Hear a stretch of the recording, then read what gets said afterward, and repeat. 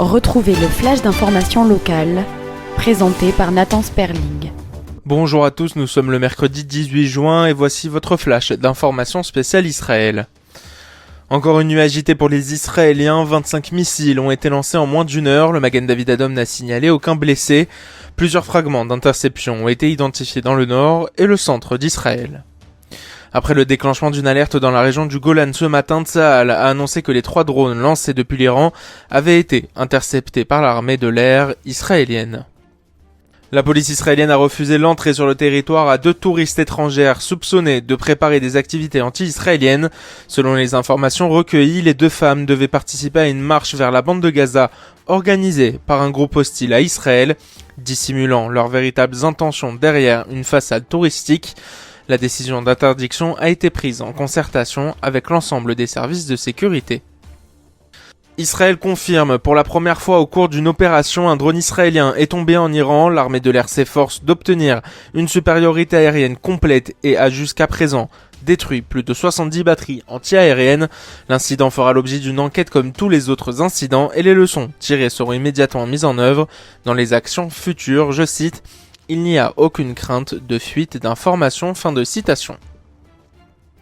Les premiers Israéliens sont revenus dans le pays ce matin. Le premier vol de rapatriement d'El Al en provenance de Larnaca à Chypre a atterri ce matin à l'aéroport Ben Gurion dans le cadre de l'opération Retour sécurisé.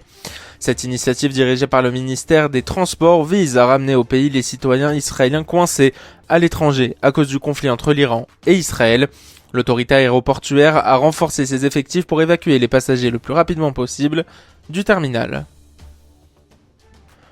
L'armée israélienne annonce avoir frappé des sites de production de centrifugeuses d'uranium et des usines d'armes en Iran au 6e jour de son offensive sans précédent contre la République islamique. Ces frappes menées par plus de 50 avions ont visé une installation de production de centrifugeuses à Téhéran, ainsi que plusieurs sites de fabrication d'armes, notamment des installations de production de matières premières et de composants utilisés pour assembler des missiles sol-sol. Le ministre israélien de la Défense Israël Katz a commenté les frappes de l'aviation israélienne sur Téhéran, déclarant qu'une tornade traverse Téhéran. Il a précisé que les symboles du pouvoir sont bombardés et s'effondrent, l'autorité de radiodiffusion et bientôt d'autres cibles et des milliers d'habitants fuient. Fin de citation. Selon le ministre, c'est ainsi que s'effondrent les dictatures.